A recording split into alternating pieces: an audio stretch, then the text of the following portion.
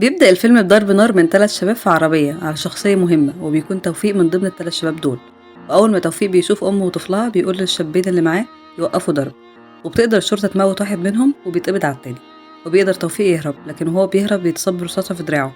وبيقدر يركب عربية واقفة في إشارة، وبتكون سايقاها واحدة ست وبيهددها بمسدس عشان تاخده عندها في البيت. وبتكون عايشة مع مامتها، بس بتكون في الوقت ده مامتها عند أختها. وبيدخلوا الشقة وبيجبرها توفيق تقفل كل الشبابيك ويتأكد إن مفيش حد معاها في البيت. وبتتصل خيرية أختها بيها، وبينبه توفيق عليها إنها ما تقولش أي حاجة، وفعلا بتقفل معاها المكالمة بطريقة طبيعية جدا.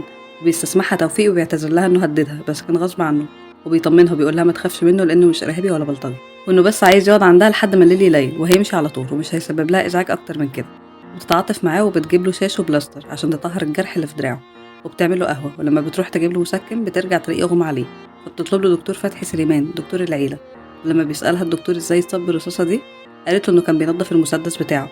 فبينصحها الدكتور انهم يبلغوا الشرطه، وبتقول له مفيش داعي. ويفتكر الدكتور ان توفيق قريب جوزها اللي مات لانه شبهه جدا، فبتاكد له انه فعلا قريب. وبيصحى توفيق تاني يوم على صوت جرس الباب، فبتفتح الست الباب وبتلاقيها شغاله وبتخليها تمشي.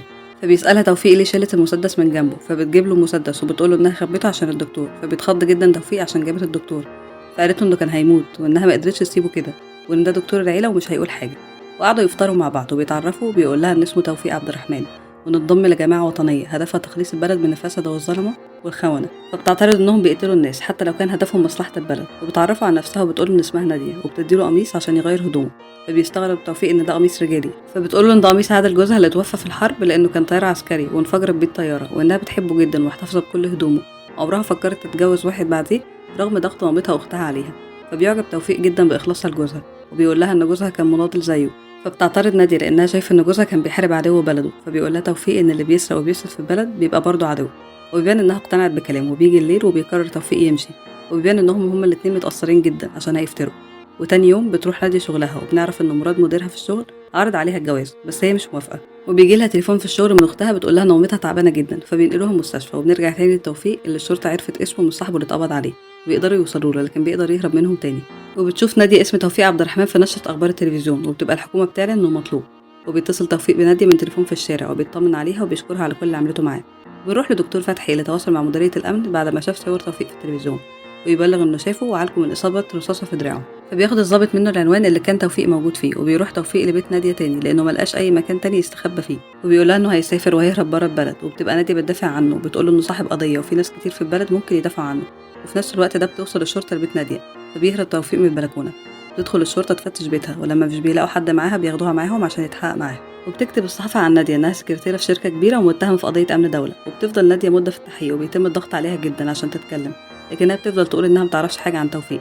وبيروح لتوفيق اللي راح يستخبى عند أحمد صاحبه، وبيوصل الخبر لمراد، وبيروح المديرية وبيشهد إن نادية ملهاش أي علاقة بأي تنظيمات سياسية. ومع التحقيقات بتتأكد الشرطة إن نادية ملهاش أي علاقة بتوفيق، فبتفرج عنها لكن بتحطها تحت مراقبة. وبيعرف توفيق الخبر وبيبقى زعلان جدا على نادية إنها اتبهدلت جامد بسببه، لكن صاحبه بيقول له إنه لازم يسيب كل ده ويهرب بره البلد. وبيوافق توفيق لكن بيشترط إنه يجهز أوراق نادية وياخدها معاه. وبتعرف خيرية أخت نادية الموضوع من الجرايد، ولما بتيجي نادية تزورها جوز أختها بيطردها، وبيقول لمراته إن دي بقت واحدة مشبوهة. وبيقدر حمدي الصحفي يوصل للمستشفى اللي بتتعالج فيها مامة نادية، واللي ما بتكونش عرفت أي حاجة عن اللي حصل لبنتها، لكن هو بيخليها تقرا الخبر وبيقدر يصورها وهي على سرير المستشفى. وبنروح لأحمد صاحب توفيق اللي صاحبته بتقول له إن هم ممكن يبلغوا عن توفيق وياخدوا ال10,000 جنيه المكافأة اللي الحكومة عاملاها اللي هيبلغ عن توفيق. وبنروح لمراد اللي راح الجريدة اللي شغال فيها حمدي الصحفي، اللي شوه سمعة نادية بكلام كله كدب عنها، زي إنها بتستقبل رجالة في بيتها وإنها بتبات بره بيتها. وبيتحول حمدي للتحقيق، وبتيجي قوة من الحكومة عشان يقبضوا على توفيق بعد ما بلغ صاحبه عنه، لكن بيقدر يهرب قبل ما يوصل. وبتموت مامة نادية من صدمتها من اللي اتكتب عن بنتها في الجرايد والفضايح اللي حصلت لها. فبتقرر نادية الانتقام من الصحفي، وبتتصل بيه وبتروح تقابله في جراج عربيات، وبتواجهه كل الأكاذيب اللي كتبها عنها. وبتطلع سلاح من شنطتها وبتضرب عليه نار وبيموت. وفي الوقت ده بيوصل توفيق، بس بتكون نادية ضربت النار عن نفسها وبتموت في حضن توفيق. وبكده تكون نظرية توفيق صح، إن كل الفسد لازم يتقتلوا. لو عجبكم الفيديو متنسوش اللايك والاشتراك في القناة. تحياتي ليكم، برهام حشاد.